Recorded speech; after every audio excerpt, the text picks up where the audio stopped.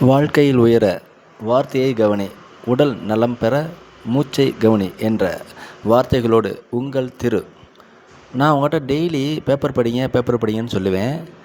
ஏன் பேப்பர் படிக்கணும் அப்படின்னு சொன்னால், அதில் சில நன்மைகள், சில சுவாரஸ்யமான செய்திகள்லாம் இருக்கும்.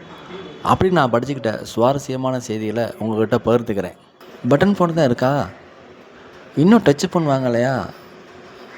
இன்னும் ஸ்மார்ட் ஃபோன் வாங்கலையா? அப்படின்ற கேள்விகள்லாம் போய், உங்கள்கிட்ட ஆப் இல்லையா? வாட்ஸ்அப் இல்லையா? ட்விட்டர் இல்லையா? ஃபேஸ்புக் இல்லையா? இன்ஸ்டாகிராம் இல்லையா? டெலிகிராம் இல்லையா?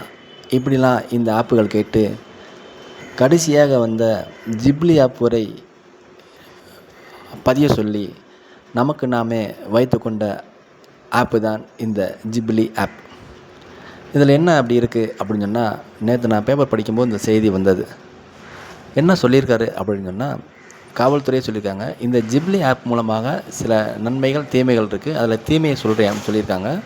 அந்த பேப்பரில் விலாவரியாக இருக்குது. என்னென்னா, இந்த ஜிப்லி ஆப் மூலமாக நம்ம ஃபோட்டோ, அதாவது பெண்கள், இளைஞர்களோட ஃபோட்டோவை அப்லோட் பண்ணி அது ஜிப்லி ஆப்பாக மாற்றி தருது. அந்த அப்லோட் பண்ண ஃபோட்டோ எங்கே போகுது? அதுதான் கேள்விக்குறி. அதனால் இளம் பெண்கள் அப்லோட் பண்ணுற ஃபோட்டோ அப்லோட் பண்ணாமல் இந்த ஜிப்லி ஆப்பை உபயோகிக்காமல் இருந்தால் நல்லாயிருக்கும் என்று காவல்துறை கேட்டுக்கொள்கிறார்கள். நல்ல செய்தியை நாளும் கேட்போம். நாளை சந்திப்போம். நன்றி.